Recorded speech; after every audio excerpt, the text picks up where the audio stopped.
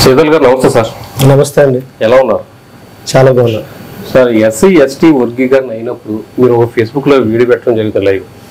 ఎందుకని మీకు అసలు ఎస్సీ ఎస్టీ వర్గీకరణ ఇవ్వడం పట్ల మీకు అంత కోపం రావడం కారణం ఏంటి? ఇది గత 15 సంవత్సరాలుగా సుప్రీంకోర్టులో నడుస్తున్న అంశం.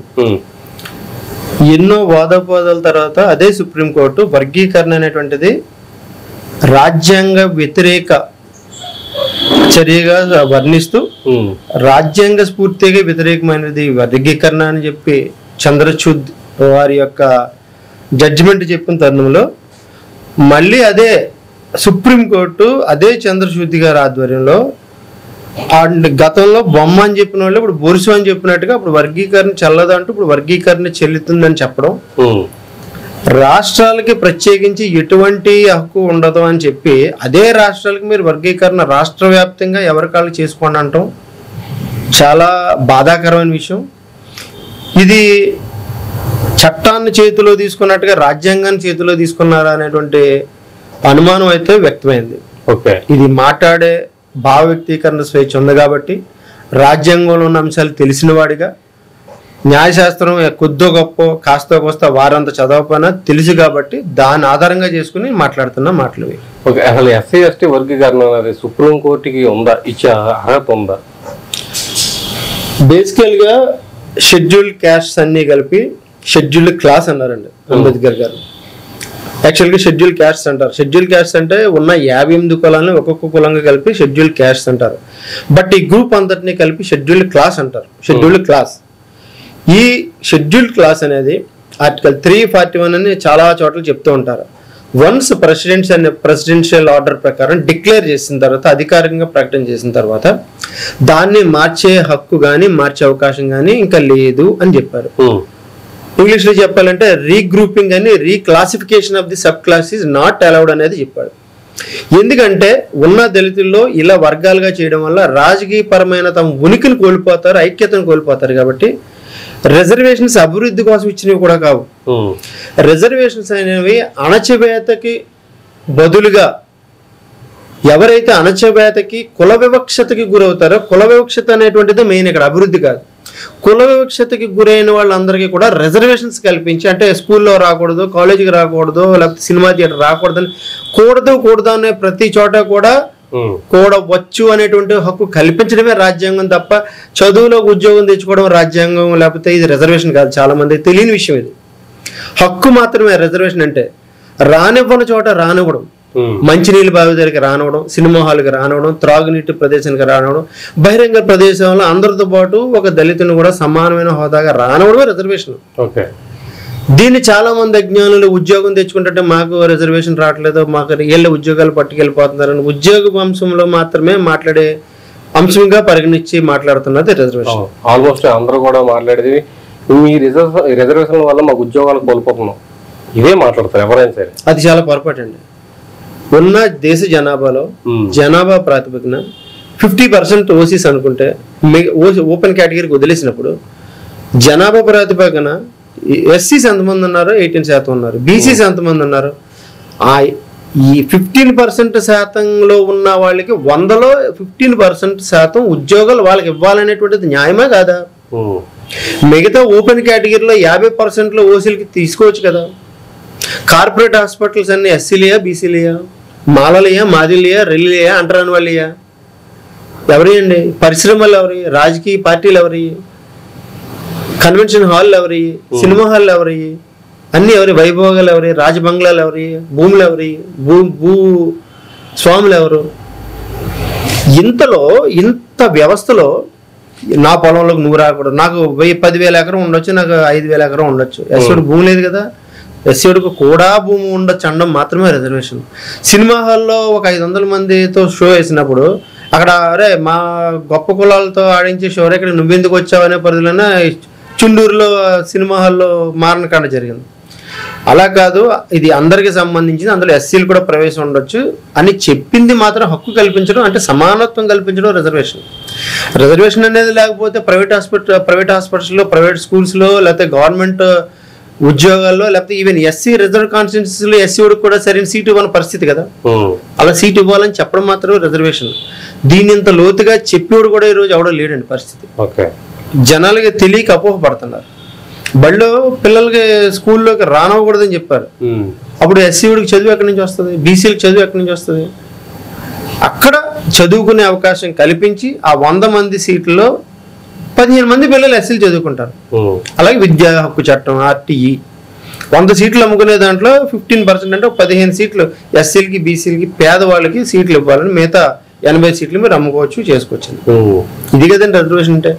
అదే మీకు పెత్తనం ఉండి అంతా మీకు అధికారం ఉంటే, ఒరే మాల నా కొడక, ఒరే మాదిగి నా కొడక, ఒరే రెల్లి నా కొడక, ఒరే చండాళ్ళ, ఒరే అంటరాని వాడ, ఒరే నీచుడా, ఒరే కులం తక్కువ నా కొడక, ఒరే జాతి తక్కువ నా కొడక అని అవమానించి చుట్టుపక్కల కూడా రానవని పరిస్థితి కదా. ఇది చేసేది మీరే కదా.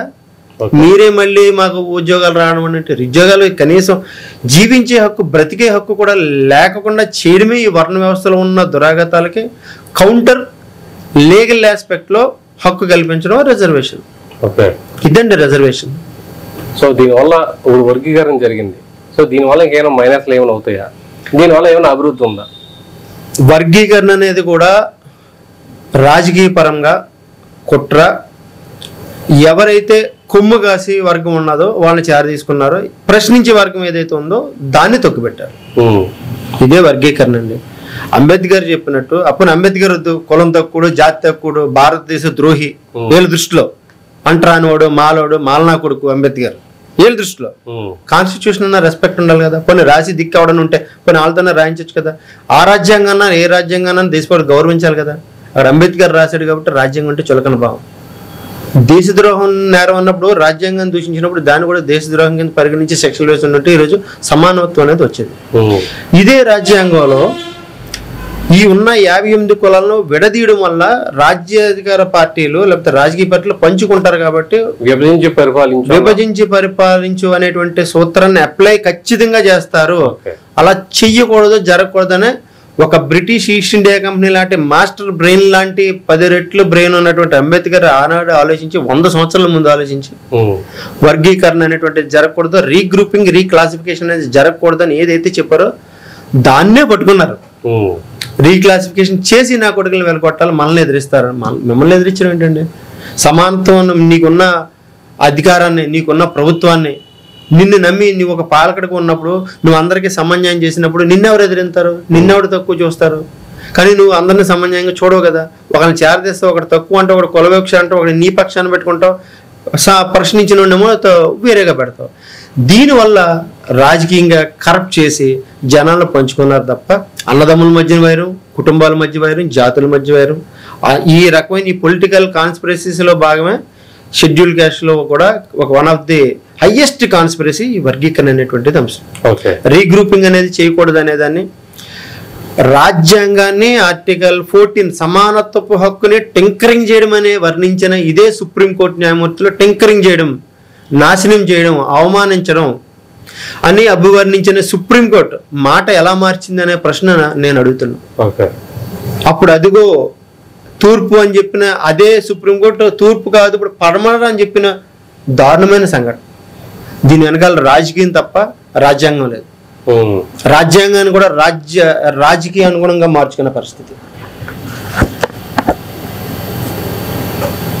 దీనివల్ల మాదిగలకు ఏమైనా లాభం చేకూరుస్తుందా, లేదంటే మానవులకి ఏమైనా నష్టం చేకూరుస్తుందా?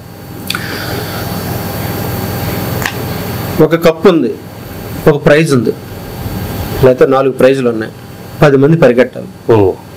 పరిగెట్టినోడికి ప్రైజా, పరిగెట్టకపోయినా కుంటుకుంటూ లాస్ట్లో వెళ్ళిన రిజర్వేషన్ అని చెప్పుకుని వెళ్ళినోడికి ప్రైజా అంటే, విద్యార్హత, టాలెంట్, శ్రమ ఉండి డిస్టింక్షన్ తెచ్చుకున్నవాడు ఉద్యోగం తెచ్చుకోవాలి. షెడ్యూల్ క్లాసులో ఉన్న 59 ఉపకులాల్లో షెడ్యూల్ క్యాస్ట్కి సంబంధించిన 2, 3 ఉద్యోగాలు ఉన్నప్పుడు అందులో చదువుకున్నాడు ఎవడైతే ఉంటాడో, ఎవడైతే యోగ్యత కలిగాడో, ఎవడైతే కష్టపడి చదువుకుంటాడో వాడు మాత్రమే ఉద్యోగం తెచ్చుకుంటాడు. ఇది రాజ్యాంగం. ఇప్పుడు అలా కాదు. నేను పరిగెట్టకపోయినా, కుంటుకుంటూ వెళ్ళినా, నడుచుకుంటూ వెళ్ళినా, పక్కదారి నుంచి వెళ్ళినా, ఆఖరిని వచ్చినా నాకంటూ ఒక పర్సంటేజ్ ఆఫ్ సీట్స్ ఉండాలి, మాకు కూడా కొన్ని కప్పులు కావాలి. పరిగెట్టినా పరిగెట్టకపోయినా మా మాదిగలు మాత్రంకి ఒక ప్రత్యేకమైన 2 కప్పులు కావాలి, అవి మేము ఎప్పుడు పర్యటనకు వచ్చినా మాకే అని చెప్తారు. అవి మాకే, అవి వేరే ఛాన్స్ లేదు, అంతే తప్ప టాలెంట్ బేస్డ్ కాదు. ఓకే. అణచివేత, రేపులు, అక్రమాలు, భూదోపిడి ఇవన్నీ కూడా ఎస్సీ సర్టిఫికెట్స్ను వాడుకుని కుంభకోణాలు చేసి ప్రొక్లైనర్లు, జేసీబీలు, ఇన్నోవాలు, కాంట్రాక్ట్లు, సివిల్ కాంట్రాక్ట్లు, అవుట్ సోర్సింగ్ ఏజెన్సీస్లో టెండర్లు కూడా ఇవన్నీ కూడా ఎవరికి తెలియకుండా సీక్రెట్గా అండర్ గ్రౌండ్ లాగా ఎవరు తెచ్చుకుంటున్నారు. ఎస్సీ జనాలకు ఇప్పుడు కూడా ఈ గవర్నమెంట్లో ఉన్న 40 డిపార్ట్మెంట్, సుమారు 35 డిపార్ట్మెంట్లో ఉన్న అన్ని శాఖల్లో కూడా నోటిఫికేషన్ పడుతుంది, టెండర్లు పడతాయి. ఆ టెండర్లో ఈ సంఘాల తరపు నుంచి టెండర్లలో ఉద్యోగ అవకాశాలు లేకపోతే టెండర్లు తెచ్చుకునే అవకాశం ఉంది. గవర్నమెంట్ ఆక్షన్లో పాడుకుని ఫర్నిచర్ సప్లై చేయొచ్చు, కంప్యూటర్ మెటీరియల్ సప్లై చేయొచ్చు, ఇసుకలో లారీలు సప్లై చేయొచ్చు, ఇవన్నీ చేయొచ్చు.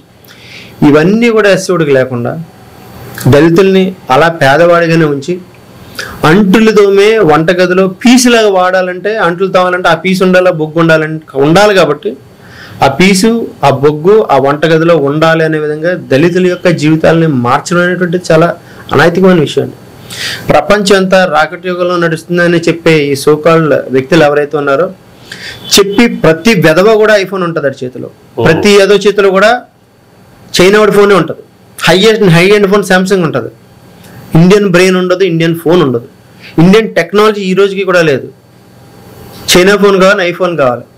కానీ భారతదేశం అంతా ఈ రాళ్ళు, రప్పలు, పసుపు, కుంకుమ వీటి మీద పడ్డం, మతం మత్తులో, కులం మత్తులో జనాలను మోసం చేసి సంపద కోసం మాత్రమే పోకులాడే ఒక సాంప్రదాయంగా ఉన్న మన భారతదేశానికి కుట్ర పన్నిన దారుణమైన కుట్రదారులు అండి వీళ్ళంతా కూడా. ఇదంతా కూడా ఒక హైయెస్ట్ దేశద్రోహం. ఓకే, ఆల్రెడీ సుప్రీంకోర్టు డిసైడ్ చేసిన తర్వాత ఈ రోజు మొత్తం భారత్ బంద్ అని చెప్పి చేపట్టడం జరిగింది. దీనివల్ల మాలలకే కలిసి వచ్చేది ఏముంది? మాలలో చేతులు కాలిన తర్వాత ఆకులు పట్టుకున్నారు. ఒక నాయకుడు అంటే ఉన్నది వాస్తవాన్ని వాస్తవంగా చెప్పడం ధర్మం. మాదిగలకు ఏకనాయకత్వం, ఏకైక నాయకత్వం, ఏకగ్రీవ నాయకత్వం, బలమైన ఏకనాయకత్వం ఉంది, అదే మందకృష్ణ మాదిగ. మాలలకే సిగ్గుచేటు. ఇప్పటికి ఈ రోజు జరుగుతున్న భారత్ బంద్కి కూడా ఒక జాతీయ నాయకుడి పిలుపు మేరకి ఈ బంద్ జరగట్లేదు. ఫేస్బుక్లో, వాట్సాప్లో రేపు బంద్ అంటే వీధి నుంచి గ్రామ స్థాయిలో ఎవరికి నచ్చినట్టు 10 జెండాలు పట్టుకుని మాల, జై మాల అని చెప్పుకోవడం, వడ్డీకి వ్యతిరేకిస్తున్నామని చెప్పుకోవడం తప్ప ఒక రాజకీయ పార్టీ సపోర్ట్ లేదు, ఒక వ్యవస్థ సపోర్ట్ లేదు. వీళ్ళే స్వయం ప్రకటిత నాయకులుగా తోటి మాలను ప్రేమించిన వీళ్ళు, బైబిల్ అని చెప్పి నమ్మి నీవెలిని పురుగులను ప్రేమించు అని చెప్పే బూతులు మాట్లాడే వీళ్ళంతా కూడా తోటి మాలను ద్వేషించి, రాజకీయ పరిజ్ఞానం లేకుండా, రాజకీయ వ్యూహం అంటేనేటో తెలియకుండా అందరినీ కలుపుకొని ఒక కమ్మ సామాజిక వర్గంతో కలిసి మాదిగ సామాజిక వర్గం ఎంత వ్యూహాత్మకంగా వెళ్తూ చిత్తశుద్ధితో క్రమశిక్షణతో ఆర్గనైజర్గా వెళ్తున్నారో ఆ ఆర్గనైజర్గా వెళ్ళడం మాల జాతికి ఇప్పటికీ కూడా చేతగా లేదు. అది మాల జాతి పతనంకి ఒక మొట్టమొదటి సోపానంగా నేను భావిస్తున్నాను. ఓకే, ఇప్పుడు ధర్నా చేయడం వల్ల ఈ రోజు ధర్నా చేశారు, అదే నిరసన తెలిపారు, ఈ రోజు అయిపోద్దా? లేదంటే ఇప్పుడు దీన్ని ఏమన్నా నిరసనలో చేసి మళ్ళీ మందకృష్ణ మాదిగా సంపాదించినట్టుగా విజయం సాధించినట్టుగా ఇప్పుడు మాల మహానాడు ఏమైనా సాధించే అవకాశం ఉందా? మాల మహానాడు అనేది ఏర్పడిన తర్వాత పివి రావు గారి మరణంతోనే మాల మహానాడు కూడా పతనం అయిపోయిందండి. ఇది ఒక వాస్తవం. ఇప్పుడు నడిపించేది ఎవరు? నాయకత్వం ఎవరు లేరు. ఈ మాల మహానాడుకి అనేటువంటిది ఈ ఈసేవ రిజిస్ట్రేషన్ 535 రూపాయలు, సంఘం రిజిస్ట్రేషన్, సొసైటీస్ రిజిస్ట్రేషన్ యాక్ట్ ప్రకారం 535 రూపాయలు కడితే 100 రూపాయల అప్లికేషన్ తో ఒక సంఘం రిజిస్ట్రేషన్ చేసుకోవచ్చు. ఒక ఊర్లోనే 10 సంఘాలు రిజిస్టర్ చేసుకోవచ్చు. ఓపుకుంటే 1000 సంఘాలు కూడా ఒక ఊర్లోనే రిజిస్టర్ చేసుకోవచ్చు జనాభాను బట్టి. అంటే 7 ఉంటే ఒక సంఘం కింద లెక్క. ఈ 535 రూపాయలతో రిజిస్ట్రేషన్ చేయించుకుని దీన్నే రాష్ట్ర నాయకుడు అని ఒకడు, జాతీయ నాయకుడు అని ఒకడు, తన యొక్క శక్తి సామర్థ్యాలు లేకపోయినా, తనలో ఆ చేవ లేకపోయినా నాకు చేవ ఉంది అని ఒక నకిలీ నాయకత్వాన్ని ప్రకటించుకోవడం అనేటువంటిది చాలా సిగ్గుచేటు. నాయకత్వం అనేది దేశంలో బాహాటంగా, బలంగా ఒక పిలుపునిస్తే లక్షలాది మంది బయటకు వచ్చేది నాయకత్వం. అటువంటి నాయకుడు లేడండి, ఎక్కడా లేరు. అందరూ స్వార్థ రాజకీయాలే. ఎస్సీ కమిషన్ పదవుల గురించి, ఎంపీల గురించి, ఎమ్మెల్యేల గురించి, ఇచ్చే సీట్ల యొక్క భిక్ష గురించి నోరు మెదపకుండా రాజకీయ పార్టీలు మాట్లాడడం తప్ప, నేను రాజకీయ పార్టీలో ఉన్నాను, నేను జనసేన పార్టీలో వర్క్ చేస్తున్నాను. దాని అర్థం జనసేన పార్టీలో నేను ఏ జాతి నుంచి వచ్చానో ఆ జాతి యొక్క సమస్యలను అధిష్టానంగా తెలియపరచడం నా బాధ్యత, కానీ నేను మౌనంగా అయితే వహించను. నేను వ్యక్తపరుస్తాను. అర్థం చేసుకోవాల్సిన సహృదయం వాళ్ళకు ఉండాలి. అది ఏ విధంగా రైట్, ఏ విధంగా రాంగ్ అనేది నేను చెప్తాను. నేనైతే అలా మౌనంగా ఉన్నాను. ఈ పనితీరు ఈ విధంగా ఉండాలి, కానీ మాలలకి నాయకత్వం లేకుండా మాల మహానాడు అనే బ్యానర్తో అయితే ఎక్కడ పిలుపునిచ్చారు, కానీ సుమారు 10,000 నాయకుల, రాష్ట్ర నాయకుల పిలుపు మేరకు ఆంధ్రప్రదేశ్లోనే జరుగుతుంది. ఇలాగ ఒక 5,000 నాయకుల, రాష్ట్ర నాయకులతో హైదరాబాద్ లో జరుగుతుంది. ఇంకా సో ఇతర స్టేట్స్ లో కూడా మాలా సామాజిక వర్గీకరణ అటువంటిది వ్యతిరేకిస్తున్నామని వారి యొక్క అసంతృప్తిని అయితే ఈ ప్రస్తుతం ఈ రోజంతా చెప్పడం జరిగింది. కానీ దేశం ప్రభావితం అయ్యేంతగా నాకు తెలిసి ఈ బంద్ ఉండదేమో అని నా అభిప్రాయం. కొందరు అంటారు నువ్వు తక్కువగా మాట్లాడుతున్నావు, తక్కువగా చేసి మాట్లాడుతున్నావు అంటే, వాస్తవం మాట్లాడితే నచ్చదు, నిజం జీర్ణించుకోలేరు. మనం ఇంకా మంచి చేద్దామని చెప్పి నెగిటివ్ సైడ్ కూడా మనం డిస్కస్ చేసి దాన్ని పాజిటివ్ సైడ్ గా మార్చేంత ఆలోచన ఎవరికి ఇక్కడ లేదు. ఎవడొకడికి నువ్వు జై అంటే జై అని, జయమాల అంటే జయమాల అంటే వీళ్ళకి నచ్చుతుంది. అంటే ఏంటి మీ ఉద్దేశం? మాలలకే తెలివితేటలేవనా? మాలలకి తెలివితేటలకి మించిన అహంకారం ఎక్కువ ఉందండి. తెలివితేటలు అందరికీ ఉంటాయి. దాన్ని రెగ్యులేటెడ్ గా, ఆర్గనైజ్డ్ గా, ప్లాన్డ్ గా చేసినప్పుడే అది వ్యూహం ఫలిస్తుంది. అంతే కదండి. ఒక చోటుకి వెళ్ళిన తర్వాత, ఒక పరీక్షకి, ఒక ఇంటర్వ్యూకి వెళ్ళిన తర్వాత అక్కడ మన డిసిప్లిన్ కూడా చూస్తారు. డిసిప్లిన్ లేకుండా అన్ని ఉన్నా ఆ ఇంటర్వ్యూలో మనం రిజెక్ట్ అవుతాం. మాలాల పరిస్థితి కూడా నేడు రాజకీయ వర్గాలుగా రిజెక్ట్ చేయబడినటువంటి వర్గాలుగా మనం చూడొచ్చు. ప్రశ్నించే వర్గంగా ఉండడం బట్టి ద్వేషించే వర్గంగా కూడా మాల వర్గం ఈరోజు నోచుకోని పరిస్థితులు ఉన్నారు. ఓకే, మరి ఎంతకాలం ఎట్లా ఉంటుంది? ఇప్పుడు ఏం మాలలో మార్పు రాదంటారు? మాలలకి మార్పు రానంత వరకు వీళ్ళకి అభివృద్ధి ఉండదు. వీళ్ళకి ఐక్యత లేనంత వరకు వీళ్ళ యొక్క గోడని కన్సిడర్ చేసేంత లెవెల్, అంత గ్రావిటీ మాలల యొక్క నాయకత్వంలో లేదు. ఓకే, అంటే రాజకీయాలకి అనర్హులు అంటారా? చాలా తప్పండి. రాజకీయ అనర్హులం కాదు, అనర్హులుగా వీళ్ళకి వీళ్ళే రాజకీయ పయనం చేయలేక డైవర్టెడ్ గా ఆవేశానికి గురయ్యి నాయకత్వపు ఆశతోనే ఆ గ్రామ స్థాయిలోనే వీళ్ళకి వీళ్ళే విభేదాలు సృష్టించుకుని పక్కోడితో ఏకీభవించిన ఈడు రాష్ట్ర నాయకుడు ఎలా అవుతాడు? ఈ విధంగా పక్కోడు అంటే పడదు, వాడి ఈడికి పడదు, ఈడు అడిగి పడదు. కాబట్టి ఈడొక రాష్ట్ర నాయకుడు, ఆడొక రాష్ట్ర నాయకుడు, వీళ్ళందరూ కలిసి సుప్రీంకోర్టులో ఏ రకంగా పోరాడతారు? ఎన్ని వేల పిలిచేసేస్తారు? నెక్స్ట్ రాజ్యాంగం ఈ సుప్రీంకోర్టు తీర్పిచ్చిన దాంట్లో ఆర్టికల్ 337, 338 అనేటువంటి ప్రస్తావన కూడా ఉన్నది. దీని ప్రకారం కూడా national commission for schedule caste, national commission for schedule tribes అని 2 ఉన్నాయి. ఇవి దేశం అంతటా కూడా సమర్థవంతంగా ఈ జనాభా యొక్క అభిప్రాయాన్ని కేంద్ర ప్రభుత్వానికి, దేశ ప్రధానికి కూడా అభిప్రాయాన్ని చెప్పవలసిన బాధ్యత వీళ్ళకి కలిగి ఉన్నారు. మరి national commission for schedule caste and schedule tribes యొక్క ఒపీనియన్ సుప్రీంకోర్టు తీసుకుందా, పరిగణించిందా, వాళ్ళు పరిగణించారా, అసలు కమిషన్ పనిచేసిందా లేదా? ఈ 2 పాయింట్స్ కూడా క్వశ్చన్ మార్క్. ఇప్పటి వరకు ఎవరు కూడా ప్రస్తావించలేదు. ఈ పాయింట్ ఎక్కడో మిస్ అయింది. ఈ అభిప్రాయం తీసుకోలేదు. సొంతంగా మనకు నచ్చిన వ్యవహారాన్ని మనకు నచ్చినట్టుగా ప్రకటించడం లాగా చేశారేమో అని నాకు అనిపించింది. ఓకే, ఇప్పుడు ఏమన్నా ఇప్పుడు నిరసనలో ధర్నా చేయడం వల్ల దాన్ని మళ్ళీ రీప్లేస్ చేసే అవకాశం ఉందండి? దాన్ని రాజకీయంగా చూస్తారండి. ఎలా అంటే ఇది ఒక ప్రభుత్వం ఒక తీర్పుని తెచ్చింది, దీని వెనకాల ఇంకో ప్రభుత్వం ఉండి మన ప్రభుత్వానికి వ్యతిరేకంగా దీనికి పోరాటం చేస్తుందని కొట్టి పాడేసేది రాజకీయం.